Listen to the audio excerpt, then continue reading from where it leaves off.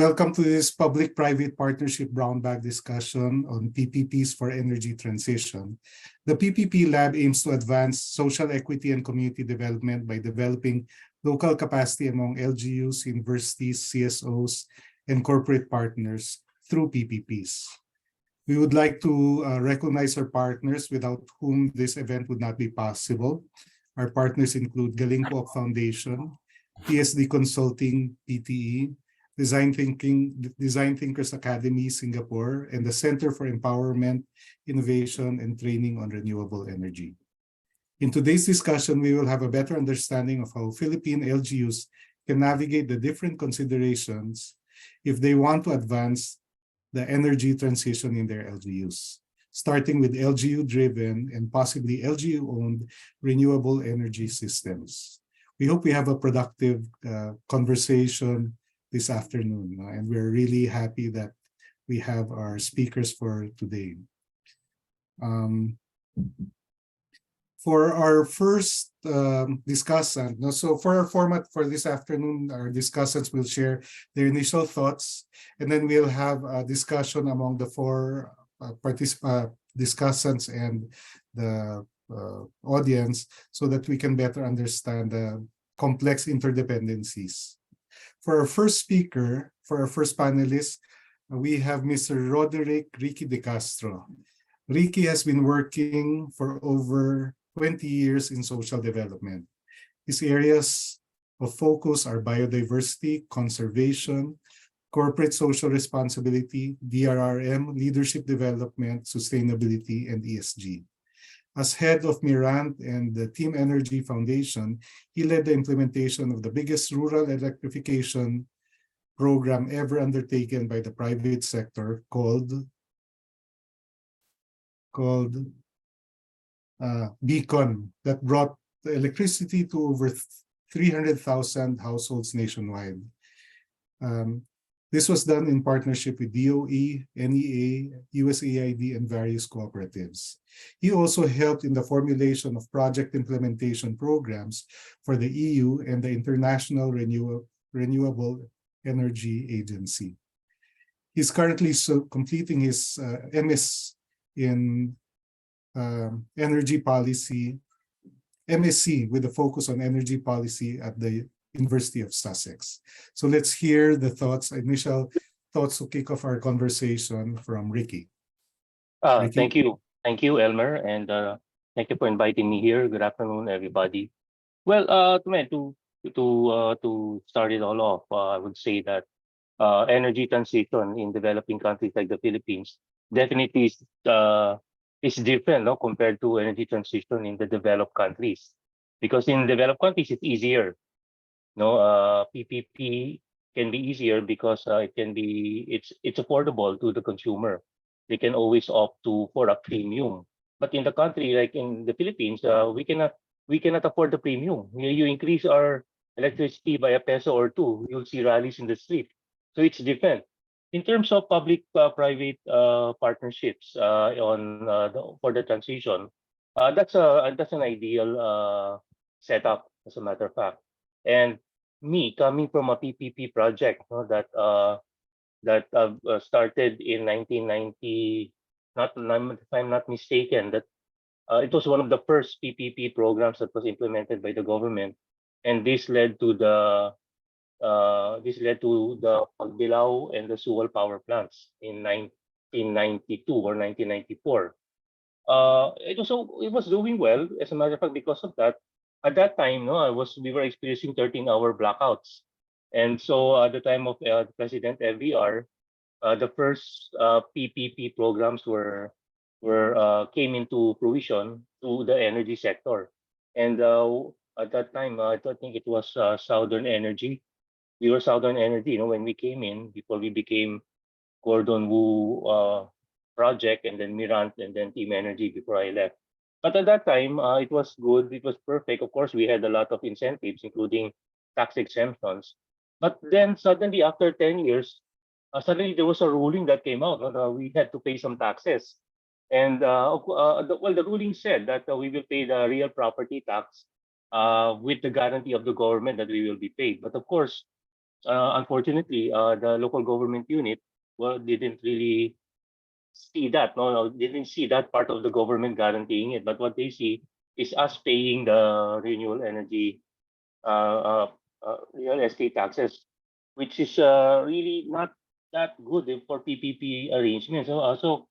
I guess one thing that we have to make sure that when we go into a PPP relationship, especially in energy transition, is that you will not change the rules in the middle of the game. No?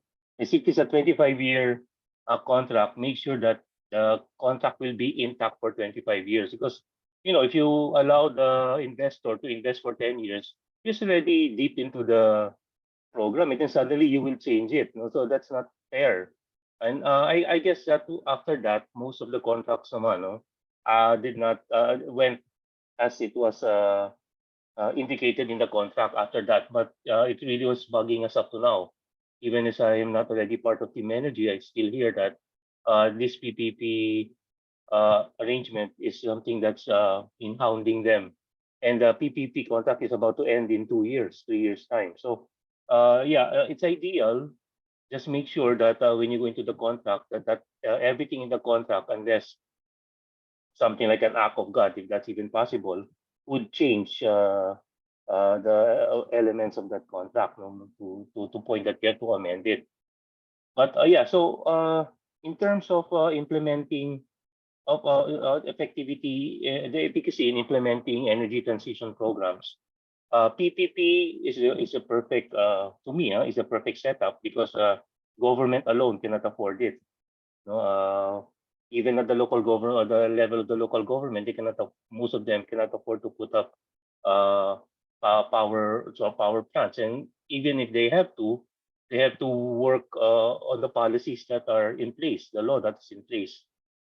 They said that the current EPIRA law is not there is not lacks some uh, laws, that would affect uh, an, a system, that would make electricity affordable to and access to electricity would even be easier. But uh, my former boss, the late Federico Puno, said that the imperial law hasn't been implemented 100%. So we don't know really if it's lacking, or maybe it's just a matter of implementing all that's indicated in the law. Like, for example, open access up to now hasn't been really fully implemented. Although we already have the bill that allows us to choose our source of electricity, it's not that, it still lacks the space for us to be fully creative, leading to cost savings.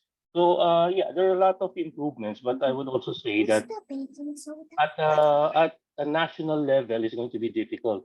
But at a provincial and at a municipal level, on a city level, it can be even it will be more possible to, and success could be probably even more possible, no, at that level, because the LGU leaders who have control of the elements. So electricity is a systemic activity in a particular area, and you have to look at it at the ecosystem point of view, because it hits a lot of we have a lot of regulations, from the power generation all the way to the distribution.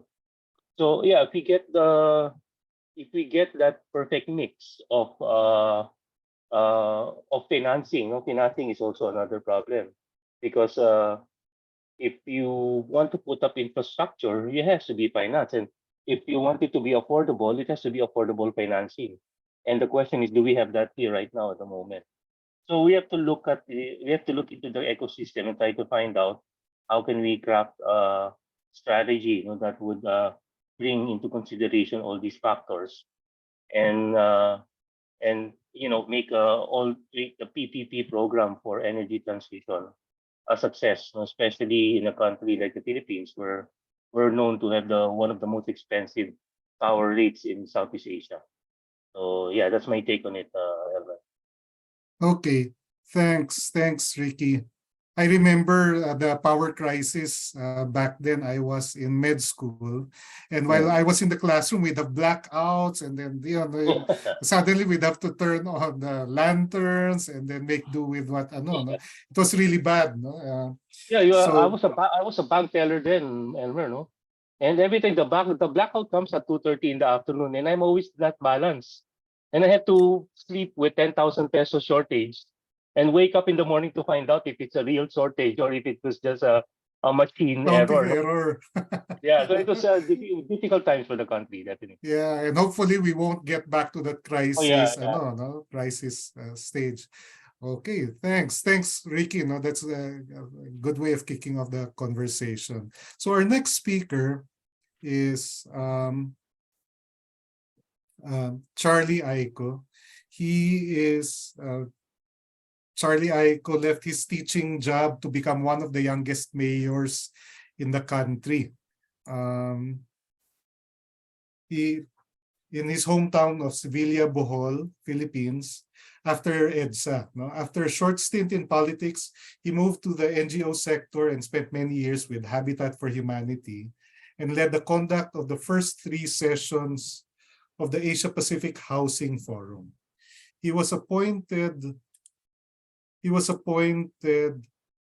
CEO of Habitat for Humanity Philippines in 2011, and then he moved to the energy sector in 2017 and joined WeGen and the Energy Philippines, where he developed key partnerships with churches, businesses, and local government units interested to shift into renewable energy. In 2021, he was appointed as the president of WeGen. The expansion of the Kahayag sa Pamilakan project with DOE, UNDP, GF support was developed and implemented under his leadership.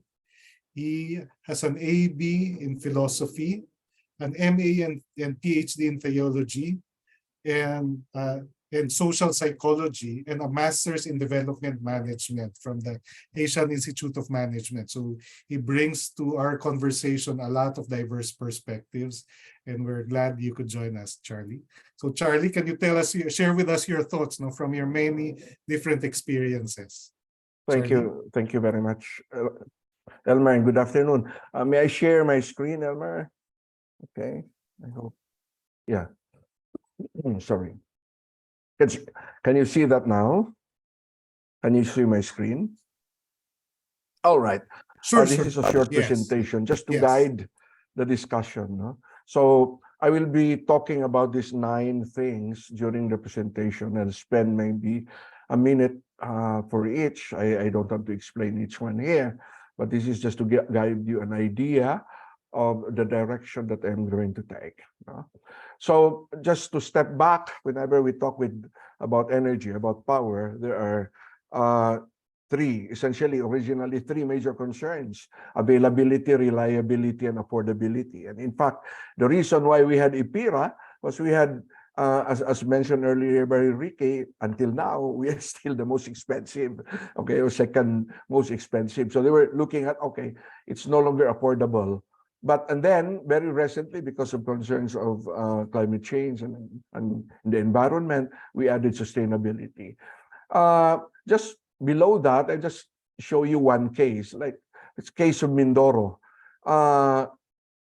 It's amazing because the first one reported by the Philippine News Agency was actually in August 3rd, 2021, when they said government agencies to look into Mindoro power crisis, according to the palace. A year after, July 5, 2022, they were still talking about probe-eyed on Occidental Mindoro power crisis.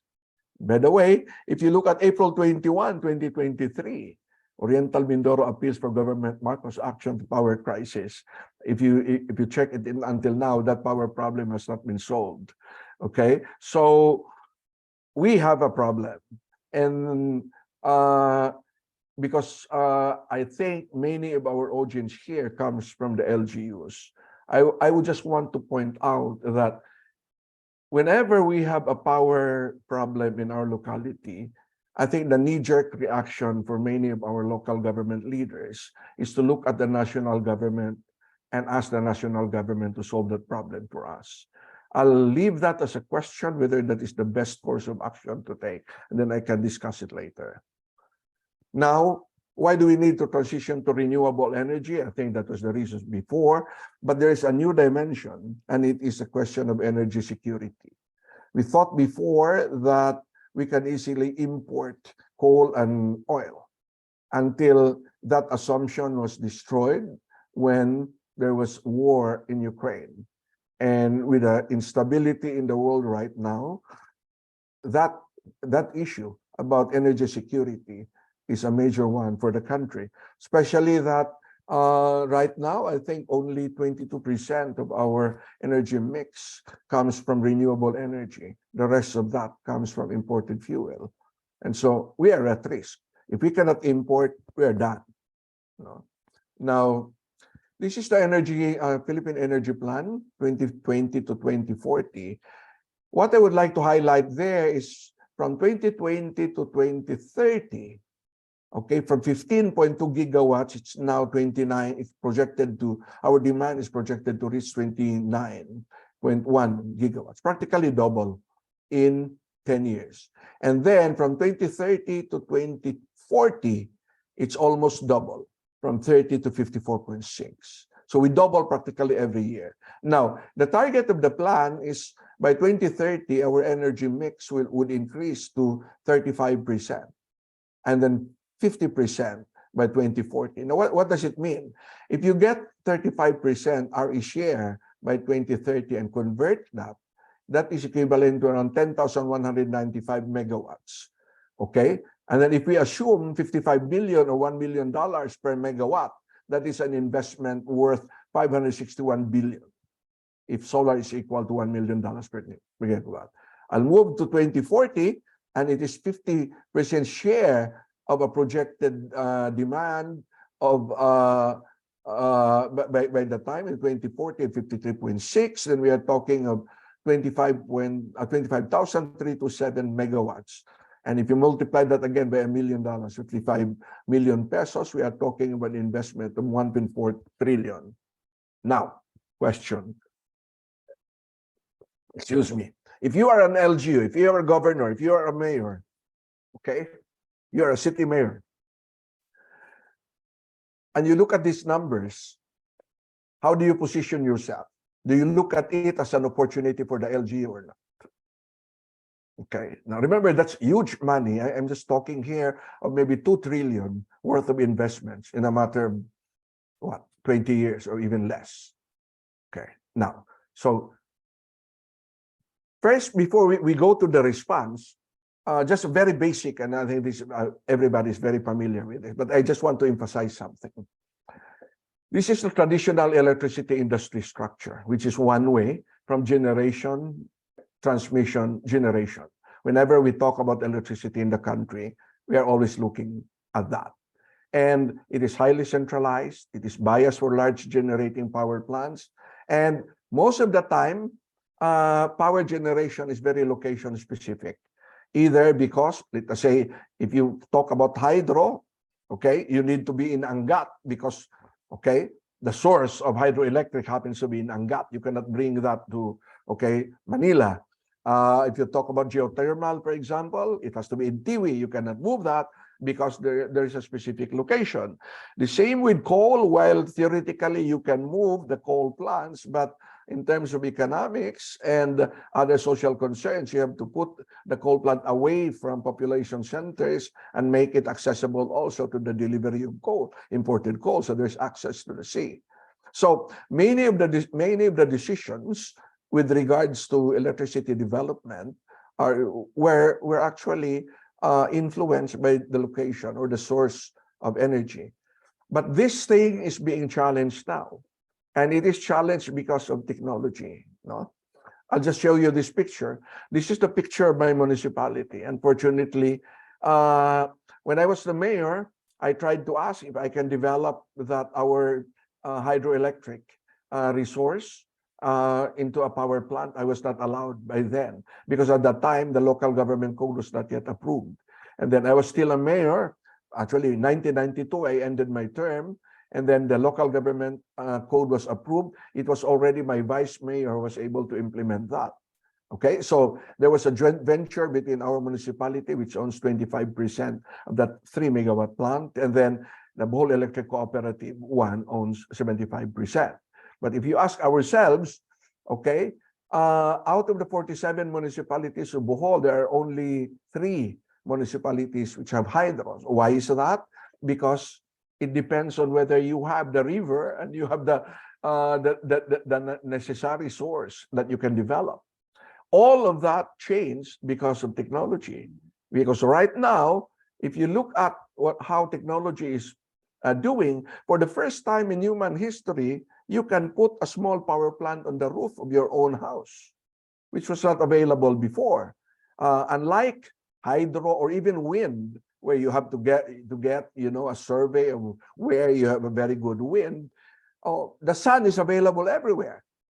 And so from a very highly centralized way in which energy is generated and distributed, the industry now, because of technology, whether they like it or not, is moving into distributed energy resources.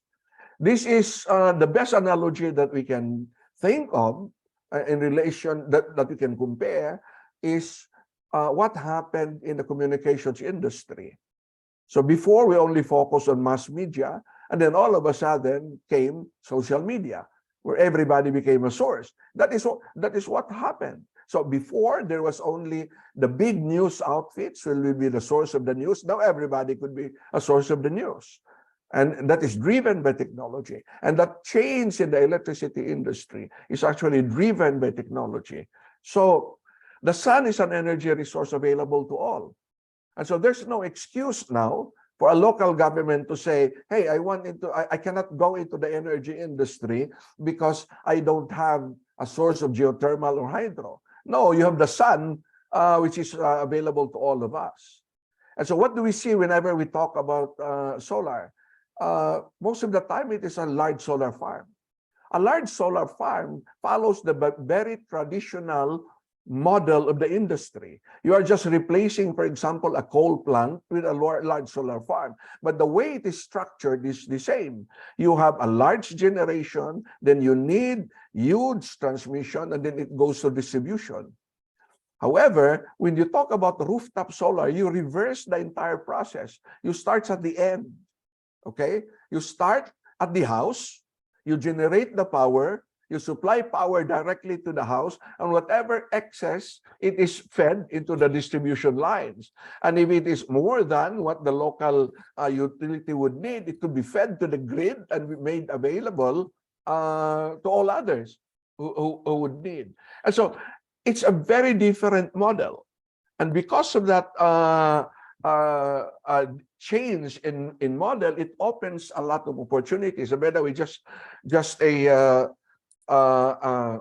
comment here. By the way, if you go into solar, there is no fuel supply risk. And then the questions now would say, but what happens if, okay, during at night, battery is still very expensive.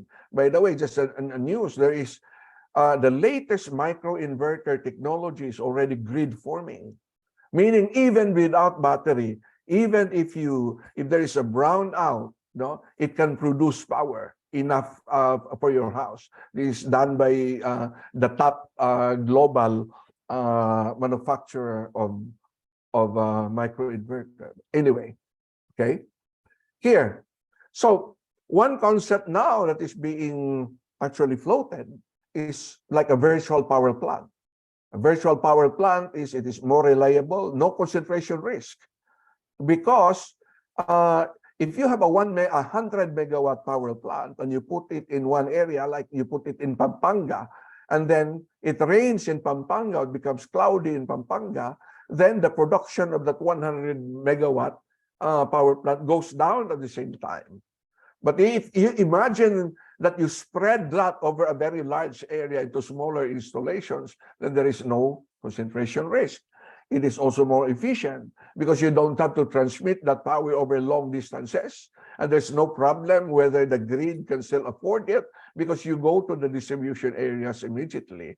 And it is, excuse me, I think it is socially desirable because it democratizes the energy industry and it is inclusive.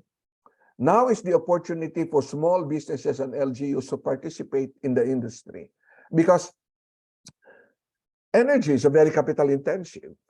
So you talk about hundreds of millions or billions if you put up like a 100 megawatt power plant. But if I look at a virtual power plant, actually I can put a 5 kilowatt power plant on my rooftop. It's the same. Okay, it is just a miniature, very, very small system compared to 100 megawatts, but it provides the same power.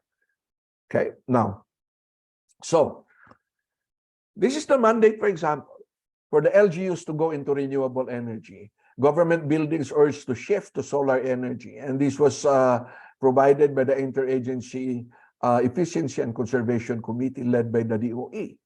And all government building, government agencies, including government-owned and controlled corporations, state universities, and colleges and local government units are encouraged to tap solar energy. And they're given 3 years, by the way, to do it, at least 20% of their power consumption.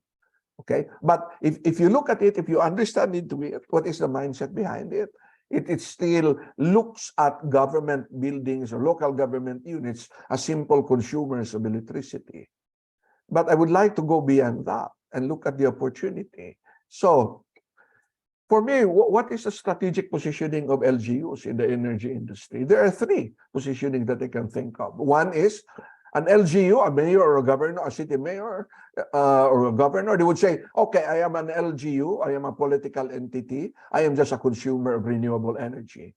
So what I can do to comply would be to install solar PV system on our buildings, primarily for self-consumption. And my objective is to comply with government mandates and to reduce, of course, our electricity expenses. Now, if I want to so that I can serve my other constituents, I can consolidate demand for the barangays, for example, to make private sector participation attractive. I'll use my province as an example. There are 1,209 barangays in Bohol. Just imagine if I deal with each one of them and submit a PPP to them, it doesn't make sense because these are very small installations of maybe, I don't know, maybe 10 kilowatts.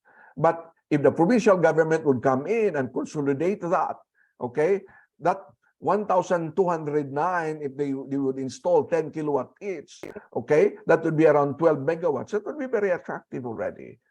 Okay. Now, the second option is for the LGU as a promoter of renewable energy.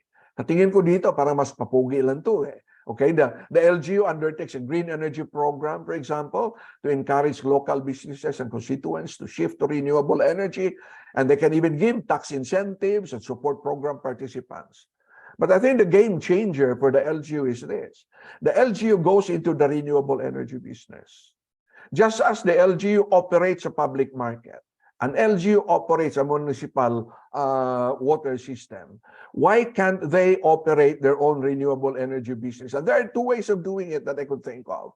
One is they would go into the traditional way, meaning they would install solar on the rooftop, consolidate all of that, and then work with the DU and then sell wholesale power to the rooftops. There is a model of this done in Romblon by Romblon Electric Cooperative by Rene, who is also a member of Center. What he did was the electric cooperative rented the rooftops of some of the barangay gyms, and the electric cooperative installed, I think, 50 kilowatts from the gym, direct, and then fed that power direct to the distribution lines of the electric cooperative. So what happens is, if I were the LGU, I could work with the electric cooperative and say, hey, I can make available all of my rooftops to you. Okay? The other one is think in terms of like agriculture. If I were a mayor, still, no, one thing that I can do, okay, is I'll borrow money from Land Bank, and then I would rent out to my constituents solar PV systems. Just like a local government chief executive can buy farm tractors and then rent them out to the constituents. If I can do that in agriculture and have farm tractors to help my constituents, instead of using Carabao, they rent the farm tractor from the LGU, why can't a family in my locality rent solar panels and inverters, install it in the rooftop, and then have power directly consumed from the system, and the rest will be fed to the grid via net metering. This is exactly the same concept. But the problem is you need somebody to consolidate because somebody has to borrow a big amount.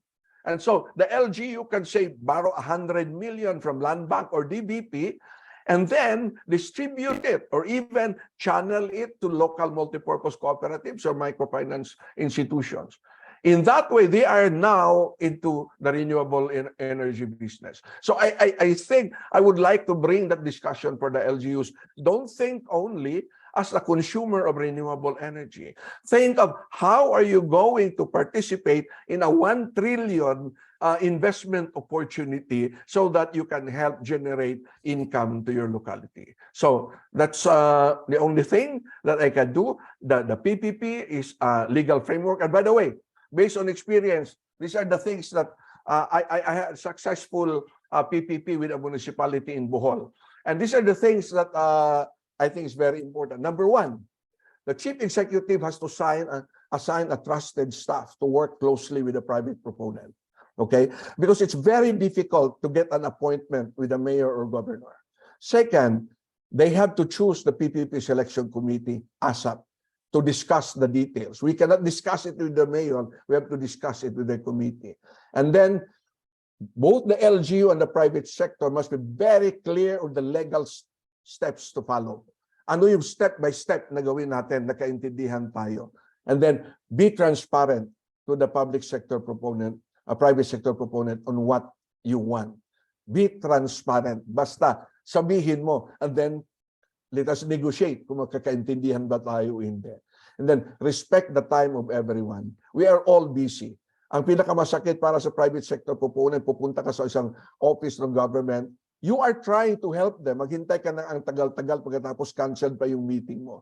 No? We are there to help. Kung if you say we meet this, just as if your mayor, if the governor comes to my office, sabihin ko, let's meet at 10 o'clock, I will clear all my schedule out of respect for that person. Ganun lang yung level. Okay? As much as possible, keep the ball on the court of the private sector. Huwag mo patagalin sa LGU. Kung natanggap nyo na, aksyonan nyo, ibalik nyo so that the things will move faster. And then, please handle your internal politics, including the opposition. Ayaw namin ng politika. We just want to do business. Ganun lang po kasimple yun. So, thank you very much for that. Okay, thank you very much, Charlie. No, we definitely benefited from your diverse experience as mayor, as a provider, as advocate. No, tama-tama. No, you mentioned about PPP. Our next panelist is an expert in PPP. In fact, they won the Galing Pook a few years back. No, si Benji ko has been working with the Bataan Local Economic Development and Investment Promotion Division under the Bataan PPP and Investment Center. No? During that period, nanalo sila. They won. They got recognized by Galing Pook, and that's how I ended up reaching out to him. Before that, he was also private. He worked in the private sector, and he had a stint with Risa Lat Consultants International, LLC, where he did projects in infrastructure and finance. He earned his master's in international marketing from the Hult International Business School in Cambridge, Massachusetts. So Benji, thank you for joining us. And now we'd like to hear your thoughts on PPP approaches to this trillion-dollar market. We need a lot of capital, and how might PPPs be part of that? Benji? Okay, thank you, Mayor. Thank you, Sir Elmer. Actually, going back to Mayor Charlie's presentation, he mentioned about what is the LGU's role in terms of PPP and renewable energy. And I think I would boast that Bataan is one of the provinces that is tailor fit for this specific endeavors, because we've already have the legislation, we already have the team, we already have the ecosystem developed already, and it has been already validated since we won the Galing Poke Award last year. Thank you very much, Elmer, for the introduction. So I'll show you first why Bataan has been experiencing a tremendous success, no? So one of the things in order for the LGU to function is to have a pretty good planning foresight in the future. Since we do have a numerous infrastructure projects already in the pipeline, so we have the Bataan Cavite Bridge, which is a national PPP project. We also have the Bataan Transshipment Hub right here in Mariveles that is already we've already issued a notice to proceed for this, and it is a local PPP under the provincial government of Bataan that will already be implemented. So this one slide shows the 100-year sustainability plan of Bataan. So with that, as you can see, we are a peninsula. So right now we are a dead end. So in order to access Bataan, you have to go through Bulacan and Pampanga through NLEX and SETEX. But right now, what we have right now is the developments in infrastructure, and with that, very high demand for energy, for renewable energy source that can sustain the developments of the province. So I'll show you all of the things that we have done the past few years.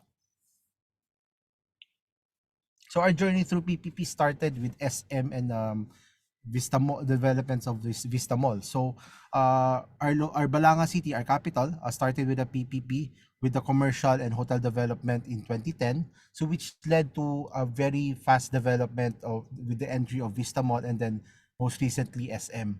And of course, our Bataan Baseco joint venture is a 300-hectare property in Mariveles that has spawned numerous locators, namely San Miguel and Union Cement. And our local PPP also facilitated a terminal transport facility right beside SM Bataan. So in terms of LGU's role, what I would suggest to other LGUs is that it has to have legislative support. So what differs us from the national BOT or the PPP center is that we have our own local PPP code, and I think some of other provinces have already adopted their own as well. So it's a joint venture code also, that you can consider it as a joint venture code, because LGUs like the province are only authorized to enter into joint ventures, while the BOT, if it's a BOT, it has to go through NEDA and through the PPP center. So like I said, we have our own legislation, we have our own team, our own department, a full-fledged department, and I think we are still the only department in the Philippines that is specifically catered towards PPP developments. So we have our executive order for unsolicited proposals for PPPs, and most recently with the recent revisions, we are also authorized to enter into solicited proposals, meaning the province can already develop a full-fledged feasibility study and develop the terms of reference to enter into PPPs as well. So I won't go through this one by one because this is going to take a long time. So we've somewhat streamlined the process into 3 stages in our PPP process. So initial evaluation, the detailed negotiation, and the Swiss challenge. And then after that, we issued the notice to proceed to implement the project. So Mayor Charlie also mentioned the importance of having a selection committee. So here in this Nicolandia. What do you want to Sorry? think? Yeah, so we have our own selection committee already. This is composed of not just department heads and one of our members of the Sangguniang Panlalawigan, but also members from the private sector. So in terms of fast-tracking PPPs, we've already cascaded PPPs to the lowest level of government here in Bataan. So wherever you are in Bataan, whether the barangay, the city, the municipality, or the province, can enter into a PPP because we already have the PPP code enacted all throughout the province. In terms of having a ecosystem for PPPs, so this is a snapshot of what we have. So we have the legislation, like I said, the guidelines for the selection process. We have a budget appropriation, a dedicated selection committee, a very talented office and talent. Of course, in terms of certification, we've gone through Uh, most of our staff, even the leadership, are certified PPP practitioners under APMG International and Singapore Management University. And constant, we are always training under the PPP Center in terms of developing our knowledge in terms of PPPs. In terms of marketing collaborations, we have worked with multiple eco zones and national government agencies and even the private sector and the local chamber of commerce to further enhance our ecosystem and also address the needs of the public. In terms of a very talented team, like I mentioned, I'm a consultant under the division or the local economic divisions, which my job is particularly to market the province toward and fish for PPP projects that is in line with the strategic initiatives of the province. So in terms of proof of concept, this is what we want to showcase. What I want to showcase to our audience right now is that we have a proof of concept, not just in renewable energy, but also in infrastructure projects. So our bunker at the capital, which is our flagship PPP agreement, it's a partnership with Alloy MTD, a Malaysian company that developed our government center at no cost to the province and in line with the ease of doing business initiatives. So I'll share with you also uh, the bunker itself. It's also supported already with a solar panel, roof solar panels. So we've cut our electricity cost by at least 35%, and we do expect to cut it more, given that we're looking for PPPs for roof solars also to support the operations of the government here in the province. So how it works is actually basically. The first to the third floor is occupied by the national government offices like the DTI, wherever. And the fourth to the seventh floor is occupied by the government, by the provincial government. So what happens is we share on the sublease on the first to the third floor. The province pays rent on the building, but the proponent, Alloy MPD, pays for the rent on the land. So nagbabangga. So the finances somewhat works out wherein the private sector earns a very good return on investment, and at the same time it limits the expenditure of the province in terms of uh, paying for the whole building.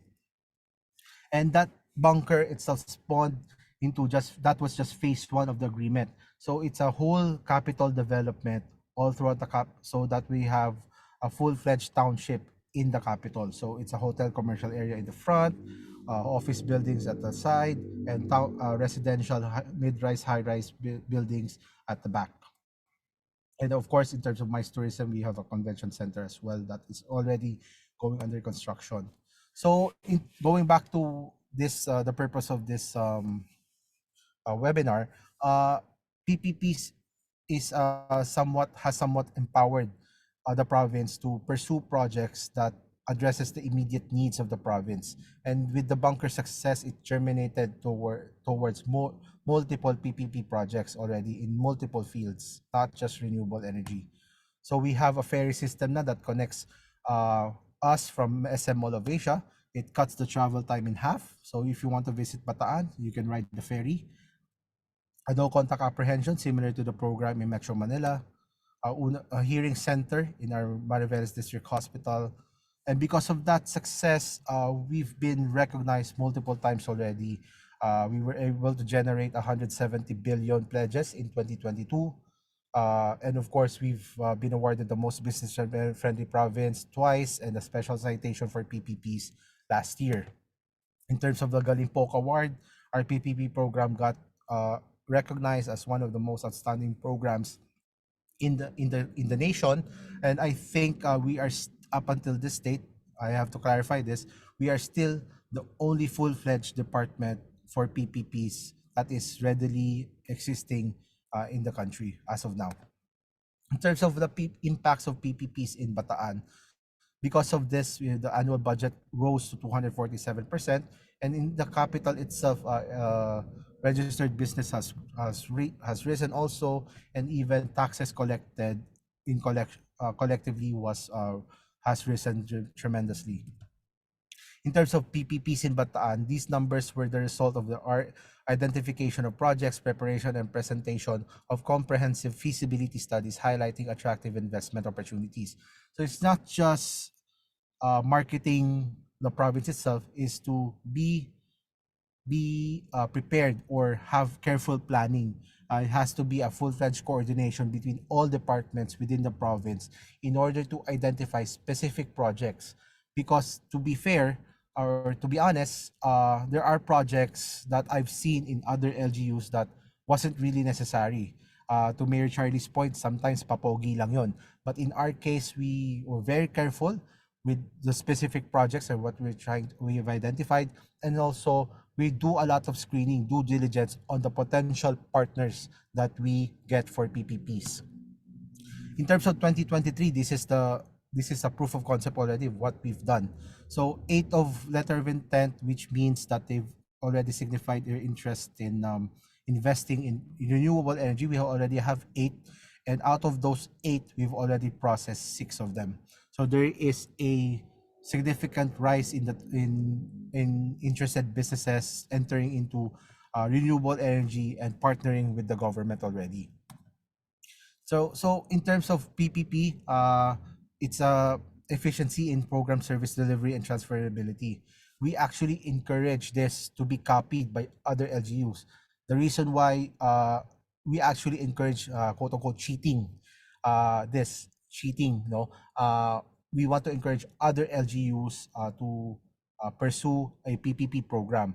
And case in point, I think one of the sisterhood agreements that we have with General Santos City, most recently, they've already opened a division under their Economic Development Office, a PPP unit dedicated strictly towards PPPs. And that was a result of our partnership and the Galing Pook Award that we have. So it is something that we're proud of, and it is something that we want other LGUs to replicate.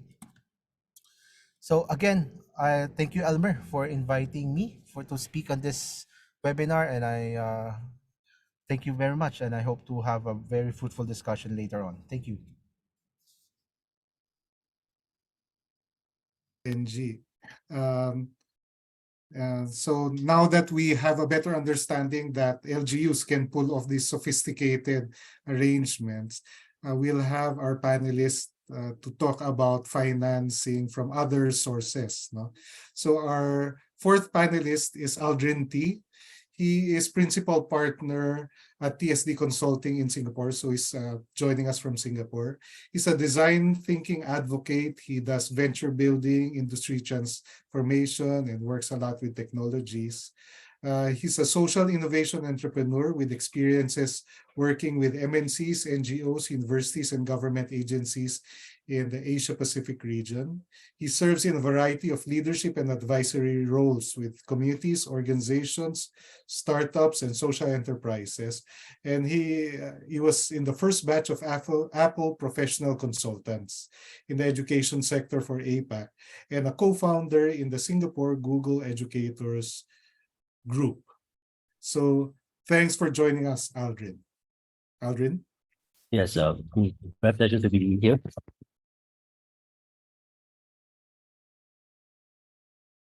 So I come from a slightly different background, that's from education, because I think that the world has transitioned so much. Many partnerships that are being formed right now are very much non-traditional. So I'm going to share some examples of how some funding has been made in the energy sector, and how some of these sectors are no longer just related to energy generation or energy transmission or what have you. Sometimes it's not even energy related. So for example, Singapore is a very small country. We do not have any natural resources. Where do we get our power from? So traditionally, we have to earn the money to buy resources, to buy the gas, to buy the oil, to burn it in our plants and then generate electricity.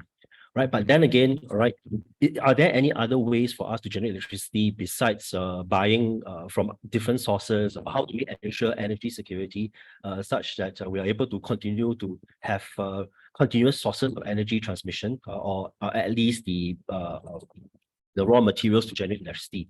So I'm going to share an example of this company, which is called Sun Cable. I'm sure many of you have heard before about this project. It's supposed to be the world's largest solar power project, where there was an intention to build a massive solar plant in Australia. And as you know, Australia is very, very far away. And we intend to build and lay down a cable, energy cable, all the way from Australia through under the water through Indonesia and into Singapore. So can you imagine the scale of such a project? I think it's worth a couple of billions of dollars. Again, the numbers are just mind-boggling. And can you imagine the logistics of actually being able to sign a partnership agreement, be transnational, all right, across so many different industries, and again, maritime laws and such. We have to traverse so much efforts. And the best thing is this: the funder for this project potentially is not from the energy industry. The Australian funder is actually from the software industry. He's the co-founder of Atlassian, right? So again, you have people who are no longer thinking in the traditional way out of the box, right? Coming in with their monies and saying that, hey, look here, I want to fund your project, no matter how silly or how crazy it is. And I think that's the idea behind funding. That the world of funding is beyond just your banks, your traditional financiers in this industry. We need to look at other cross areas of collaboration and cross ideas of fertilization for us to get our points across. And funding doesn't require need to be big amounts. Of course, I think we mentioned right at the beginning that as a developed world, Singapore has a slightly different way of how developed countries or developing countries solve the energy crisis. But I think the whole idea behind renewables also give rise to another different way of developing energy security. That is to have homegrown, localized, and more importantly, what if you're able to generate energy from the village level or the town level, right, rather than have a massive power plant powering the entire cities. So which means that right now we have to look at diversifying the way we generate electricity. And if you can generate electricity from big to small, which means that the way you fund these projects will be very different. No longer do you need $1 trillion, $100 billion to fund big energy construction projects. Sometimes small scale projects will do. So like, for example, the Gates Foundation has been funding a lot of research into building small size nuclear plants rather than huge nuclear plants, all right, that generate power for entire cities. You may even generate, nuclear power plants that are small enough to be buried deep underground, 20, 30 meters deep in the ground, that you do not need to open for the next 50 years, 100 years. And the cost of such power plants is definitely much less, which means that rather than borrowing big sums of money, a private company, even a SME right now, can borrow small amounts of money from the bank just to execute such projects.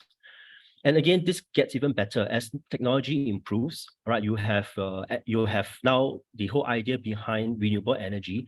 And one key problem of renewable energy that everyone always forgets is not how we generate electricity, but also importantly, how do we store the energy and how do we transfer the energy, right? Which means that if you break down into the entire value chain, again, funding does not need to be for the whole ecosystem. You can break down the funding into infrastructure building, right, into the transmission. And again, if you want to install power lines, again, installing power lines, the amount of effort to install a power line would be quite equivalent to install, for example, water supplies and water treatment, which means that you can also start bundling the whole idea behind energy transmission into just deploying all your utility needs.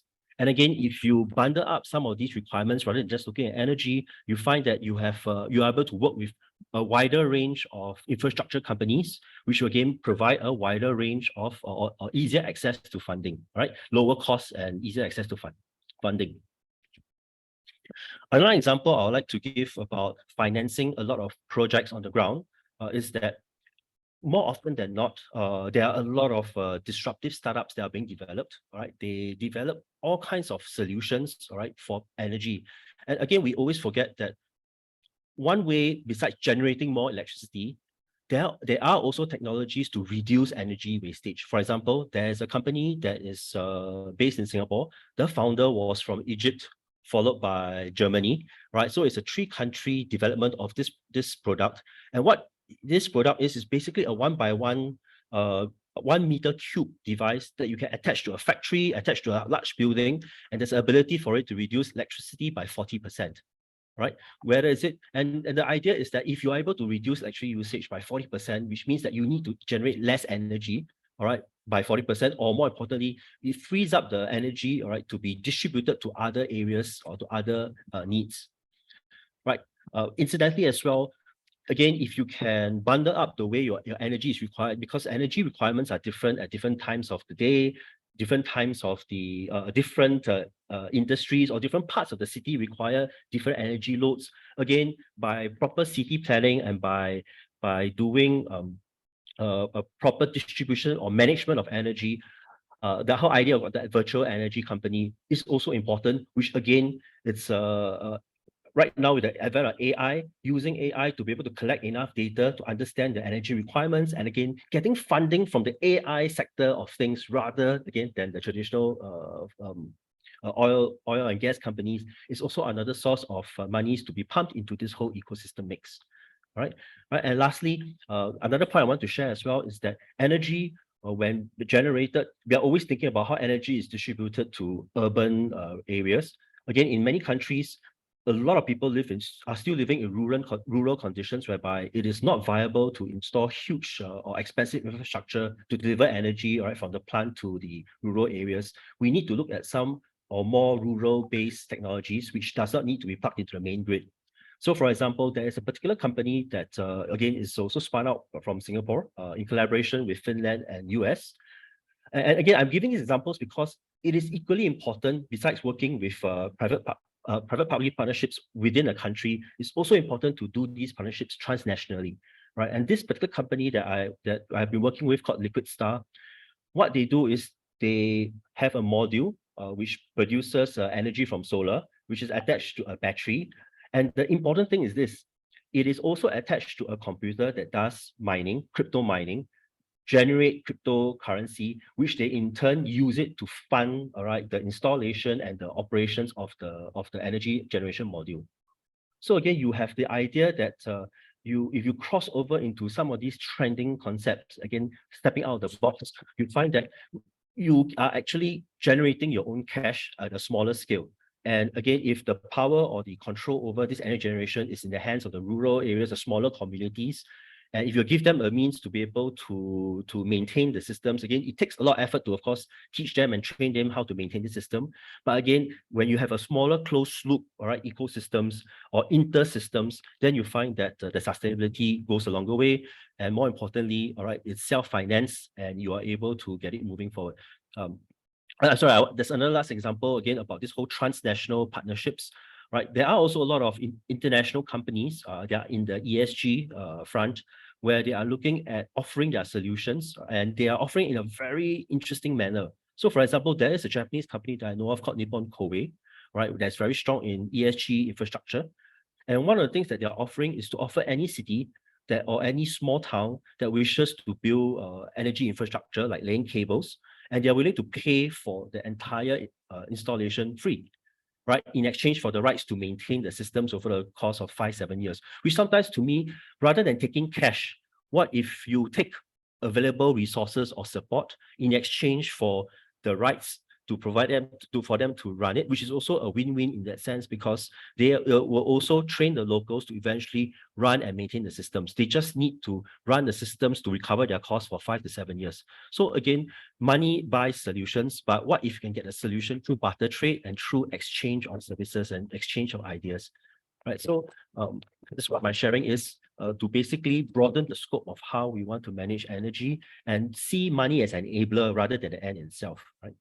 Okay, thank you. Interesting ideas. No? So, well, related to what Aldrin just mentioned, and I guess this question is for any of our panelists. No? So, Charlie, you mentioned that the consolidated power opportunity to shift to RE in, say, Bohol, in one province, would amount to maybe 500 million pesos or so if it were distributed, and there's a need for financing. And from the PPP perspective, like Benji mentioned, in ways so far, the PPP practice has to be to create a strong environment within the province and then wait for investors to approach you. No, but is it possible for, say, 1 or 2 governors to figure out its portfolio of PPP opportunities and then fly over to, say, Singapore, so that it can mix with people who are looking for opportunities like this, and then they're talking with the governor, and maybe their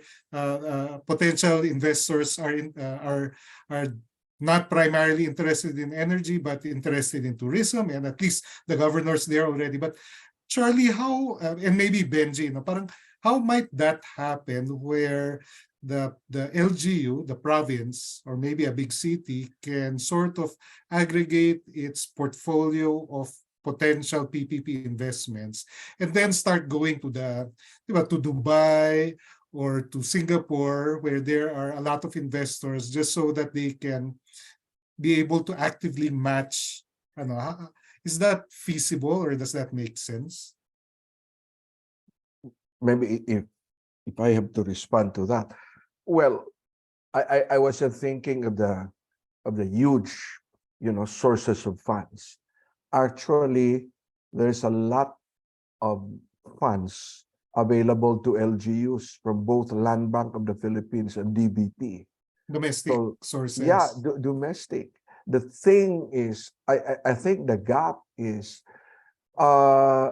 we need to educate the LGUs to look at renewable energy, not only for the LGUs as the consumer, but to look at it as a potential economic enterprise for the LGUs.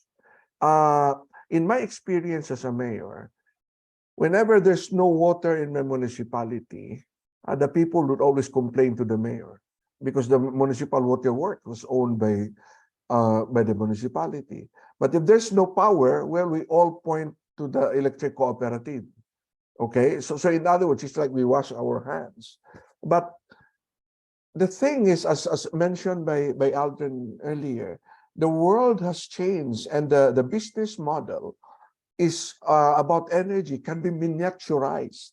In fact, our dream is to convert the solar panels on the rooftop of houses of ordinary people into what we call the new Carabao. In other words, these solar panels can be a source of passive income to the people. No, I made a calculation before. When I was with Habitat, I was into housing. Our problem was many people cannot afford to pay for the house. And then when we asked them, how much can you afford? They said, we can afford maybe 1,000 to 2,000 maximum a month. The problem is, if we borrow from the government like Pag-ibig, okay, a decent house, you need to pay around 3,000 to 4,000 pesos a month. So there's a gap.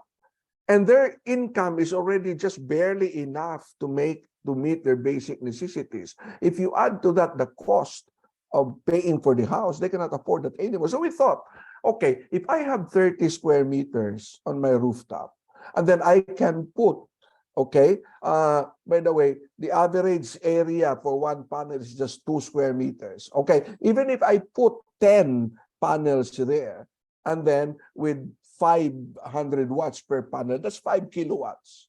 Okay, that 5 kilowatts will give you around 20 kilowatt hours a day. The commercial price of that for the electric cooperative is at least 300 pesos. Because in many areas, it's already 15 pesos per kilowatt hour. In Metro Manila, we are a little over 10 pesos. But just imagine that 20 kilowatt hours will give you a passive income of between 200 to 300 pesos a day. Okay? Which is 6,000 a month, which is more than enough for them to pay for the house. The whole question is, where will they get, okay, the capital to put up that solar panel? And I think that is what you can subsidize. And what does it solve? What does it solve? Imagine this. There are maybe 20 to 25 million Filipino households, right? Okay, I'll just use 20 million.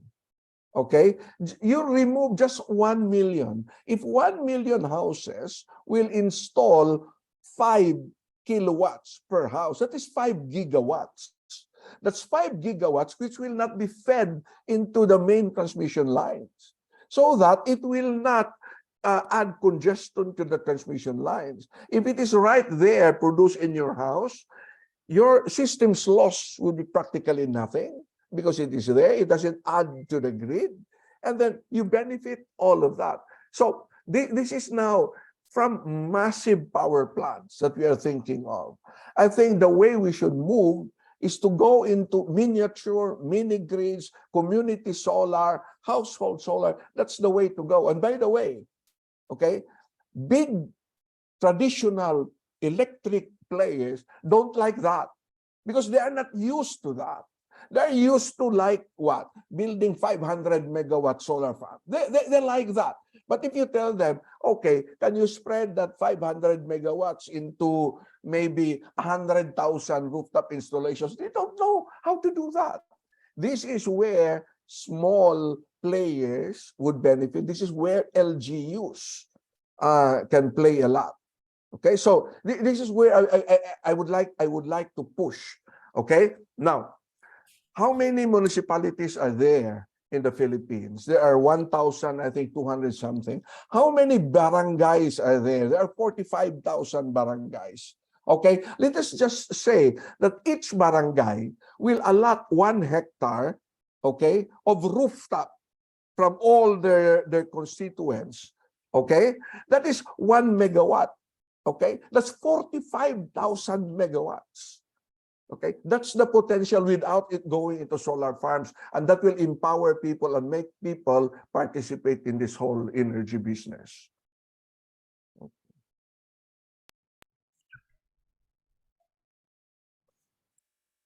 Charlie, it looks like Bataan could be a fertile laboratory for this innovative PPP arrangements where the sun becomes the Carabao that finances and creates value across different sectors. Now it's not just energy, but it's a housing subsidy or something, no? Actually, yeah, go Yes, ahead. go ahead. Yeah, go ahead. In Bataan, Mayor Charlie, and to the rest of the audience, Bataan has already pursued this endeavor already.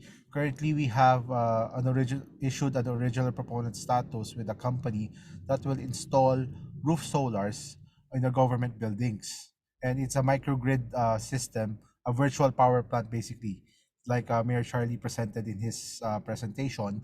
So we are in the right step, but admittedly, it's a bit slow. That's why the push for PPP is very important, because the essence of PPP, not talking about policy, but essence of PPP is a partnership between the public and the private. And the LGU has to have some sort of push and encourage its citizens to at least um, explore using the roof of their houses already as a source of income, not just income but energy also for them.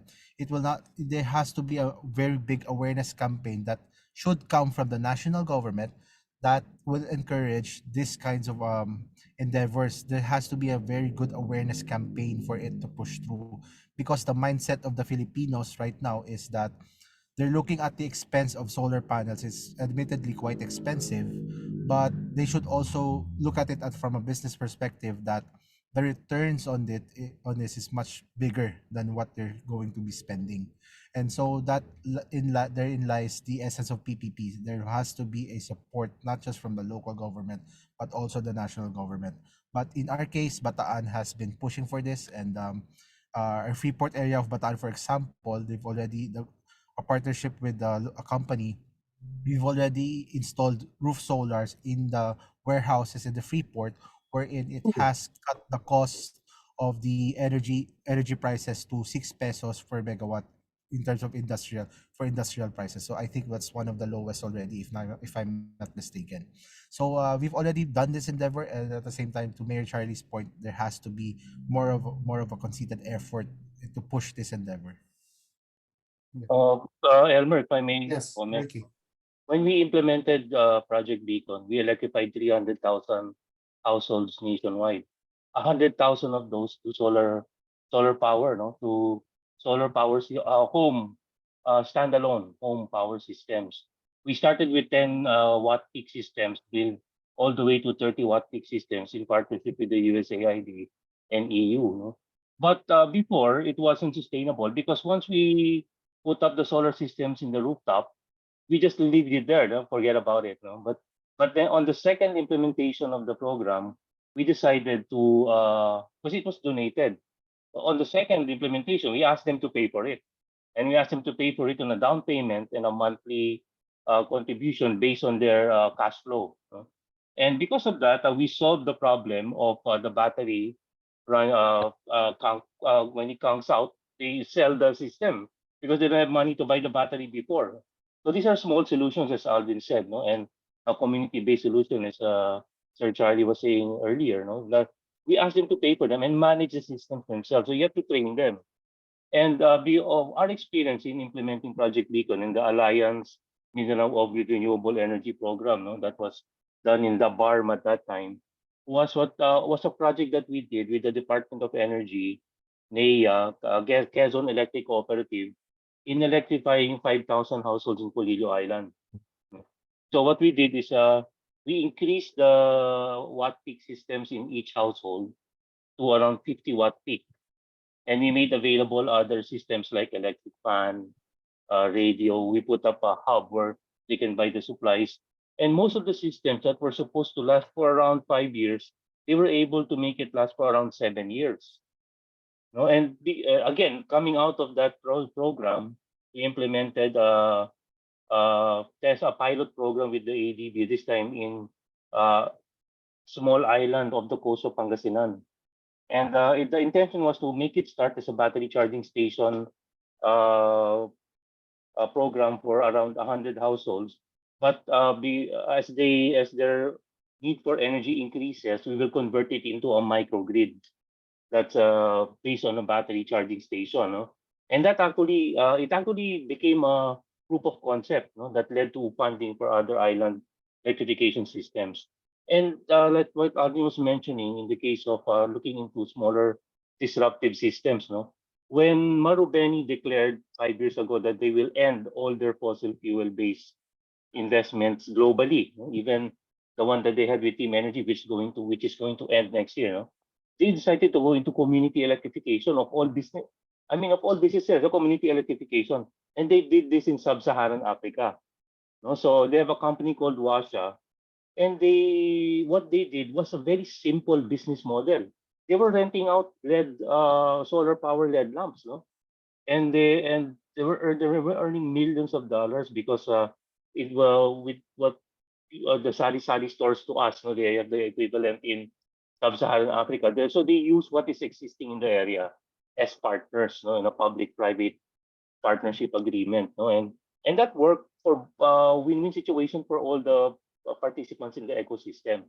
So definitely, what we learned from Benjamin, no, on what was happening in Bataan, he looked at the whole ecosystem, and what we learned from Sir Charlie, that LGUs should see energy as an enterprise. No, I actually know of a private sector participant who partnered with a local government in the north, no, when the local government funded the solar power plant, and they guaranteed the offtake, no, which is good for the private sector. That's a good public-private partnership, eh? And then the LGU will handle the marketing and the business side of it. So no, that I think that's the solution. We cannot, if you do approach it on a nationwide approach, it's difficult because every province has its own unique system in place as far as electricity is concerned. Eh? We're archipelagic, no, it's difficult. Sub-Saharan Africa is a continent in itself, so it's easy to manage. But when you have like 7,200 plus islands, I mean, you know, the franchise areas have waived a lot of areas, no, that they didn't want to service because it's going to add on to their system's loss. And but to us, that can be a market. That's a market that's being now looked into by companies who are shifting, no, who are going into that energy transition. And the best the best marketing people to market the province, of course, is the LGU. You know, if there's a need, like what was mentioned by, I'm familiar with your area in Bohol, Sir Charlie, Yes, because Sigino, yeah. we're actually working with EU on productive utilization of renewable energy systems in your place as a Mhm. as a as a pilot program. So yeah, if we have all this in place, I mean, it's going to be easier, no, to improve access to energy by communities through public-private partnerships. Okay, Elmer, thanks. if I may ask just a Yes. comment, Elmer. Mhm. One player that we didn't mention here are the distribution utilities, especially the local electric cooperatives. I was talking to Boheco, the general manager, before. I asked him, okay, for every, let us say, 10 or 12 pesos worth of electricity that you sell to your customer, how much do you get? And so the co-op manager said, sir, maybe we get around maximum of 1 peso and 50 centavos. So in other words, their distribution charge and systems loss is around 150. Why did I mention that? Because sometimes if they lack the understanding, many of these DUs think that small players or installers of solar PV systems are their competitors. And I told him, actually, we are not.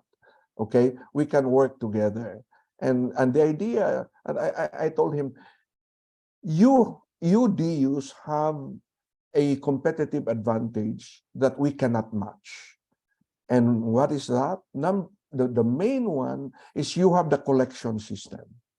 In other words, just imagine if we are going to put up, let's say, 1,000 solar installations, and then I collect from all of that. It costs a lot of money from us. But if I partner with a distribution utility, and then I pay them, let us say, 1 peso for every kilowatt hour that they collect, it saves money from us. But what is important is this. In terms of reliability of their supply, okay, in terms of systems loss, in terms of what they spend for energy transmission, all of that will go down. So I think one model that I'm trying to work really is I'll partner with a distribution utility, meaning for the customer, we will install without down payment on the customer. We will finance it, okay? We will maintain it. And the customer most likely will just pay just a little over half what they are paying right now. But the DU will not lose money because we can actually hire the DU to be our collection agents. And number two, because they have so many engineers, they will be the ones who will do the operations and maintenance. So it's a win-win for all. And then above all, I think in terms of the national situation, it will reduce the total demand from the national grid. That's the whole question. Our national grid becomes unstable because it can no longer absorb additional electricity, and then we have to spend billions of pesos for that. But if you reduce the total demand, then we can live with the existing national grid. And so it saves a lot of money for the country as well. Thank you. Thanks for that, Charlie. Thought-provoking, multi-partner system in that scenario. So yeah, maybe we can take one or two questions from our audience, just so that we get to hear from them. Any questions from our audience?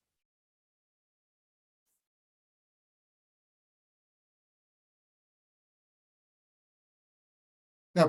Okay, sige. If there are no questions, maybe I'll ask one question. So, Charlie, in that scenario, it's not a two-way PPP between the LGU and the provider, right? It's it's more like a consortium where there's some sort of B2B arrangement with the DU, and then some arrangement with the LGU. So it's at least trilateral. Is that right? You can do it separately. What we have experienced is I had a PPP with one municipality. It's a simple supply. It is a build, operate, and transfer of a solar PV system on the rooftop. Okay, but the other one that I was thinking, I'm really thinking right now is a PPP to the distribution utility. Right. And what is the purpose of that? It is to help them shift into renewable energy. But instead of having a solar farm, it will be rooftop installations. Now, what is my bias? My bias is actually to go into the rooftop without I would just go into net metering. And the reason is if you want to bring down the cost of electricity, as much as possible for me, avoid the grid.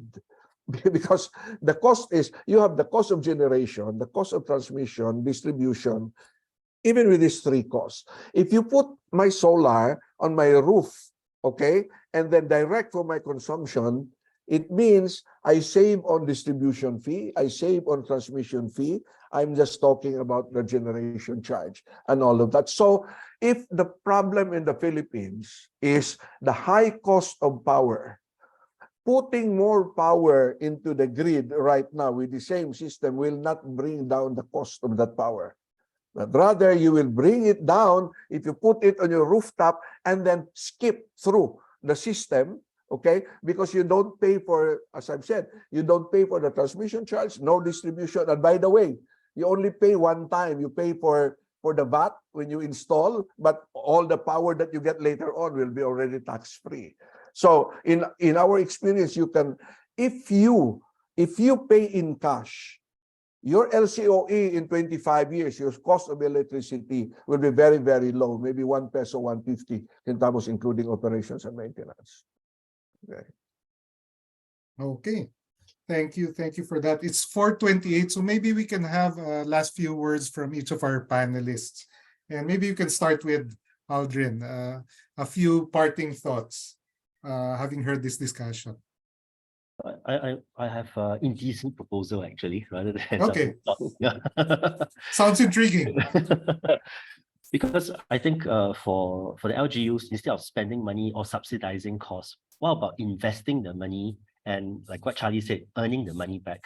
So what if you invest into an accelerator and incubator, all right, to build local capabilities, local startups that have local solutions? Because whenever you import an external, another country's solution, let's say Tesla has a solar roof and a power wall. If you import it into the Philippines, a lot of money will go out of the country. But if you take that same concept, develop in-house IPs, reduce the cost 10 times because it's developed locally, you are jump-starting whole new industries that has a long-term 10, 20, 30-year viability, because energy will always be a big problem. And with these incubators, accelerators, and developing homegrown talent, it does take a lot of money and a lot of years, right? For a startup, 3, 5, 7 years. And for these startups to eventually mature, it may be even longer. But again, you need to start somewhere. And why not start now? So one proposition that we have is change the way we look at money is spent, invest it. You may not see returns for the first few years, but if you look at it from the long-term potentials, I think that's where we get a lot of value back. Okay, thanks, Aldrin. Benji, any thoughts on the PPP space and energy in that intersection? Yeah, I think that first of all, it starts with the LGU and how they can empower themselves, not just in renewable energy, but also in terms of PPPs. I think it really has to start local, and who is more connected to its citizens than the local government unit. On the province of Bataan side, we are committed in pursuing renewable energy, not and also even electric vehicles and installing charging stations. So I think as a consultant for the PPP IC, for the PPP IC, I think we are on the right track. It's just that we do need the support of the private sector as well, in order for us to further improve what we have currently. So I think my last words is basically we encourage the private sector to look into partnering with the local governments, so that it can be more streamlined, everything can be transparent and everything. So yeah, I thank you very much, Elmer, for the invitation, and I thank my fellow speakers on this webinar for their insights as well. Thank you. Thanks, Benji. Ricky?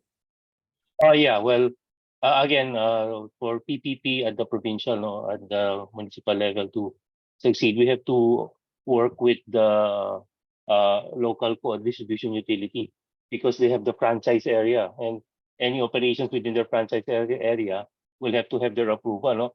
I don't want to see it as an obstacle, no, for us to be more creative. But if we really want to implement that bill wherein we can choose the option of where to source our electricity, we have to deal with that law, no, because many are starting to put up smart cities of their own, no, wherein the source of electricity will be a microgrid type coming from renewable energy and rooftop combined with battery storage. So if you want that to be successful, and I really agree with what Sir Charlie is saying, that unless we do it at a smaller scale, no, in a disruptive way, as Alvin is saying, we will not be able to bring down the cost of electricity. So I suggest we look into these policies. We do a policy review. So thank you. Thanks, Ricky. And last, Charlie. First, thank you very much, Elmer, for this invitation. I remember that old saying when we said that if you give man a fish, he eats for a day. If you teach him to fish, he eats for the lifetime. But we in the energy sector, in our company, we say we don't want to stop there. We want to revolutionize the fishing industry, meaning let's revolutionize the energy industry, democratize it, let people participate, and that's the only way we can solve this problem in this country and bring down the cost of electricity. So thank you very much for this opportunity, Elmer. Okay, thanks. So let me just briefly summarize or synthesize what we heard. No? So this energy transition is challenging, and it requires a lot of capital, and our infrastructure is already currently stressed from the solution to the transmission side, and that shifting to renewable energy changes the game significantly, right? It decentralizes it deconcentrates the need for resources, and it also decentralizes production, and that has a lot of potential in terms of reducing also the inequities. No? It's able to create value at the household level, and this may benefit hundreds of thousands of households. So it's really an interesting space, and we're inviting. So from the PPP lab, we're the public. The reason why we set up the public-private partnership lab is to be able to create a space for more innovations like this. And we're hoping that universities become also powerhouses of idea generation naman, so that all of that brain power, the term papers that students are working on, some of that will get directed to this energy transition space, and such that students and faculty will come up with solutions and initiate startups at the local level to help solve our problems. So thank you very much to all of our panelists and our partners, Charlie, Ricky, Aldrin, and Benji. And thanks to our audience. Thanks to the Center and Galing Pook, DTA, and TSD for supporting this initiative. Thanks, everyone, and Thank you. till next Thank you. time. See you next time. Bye-bye.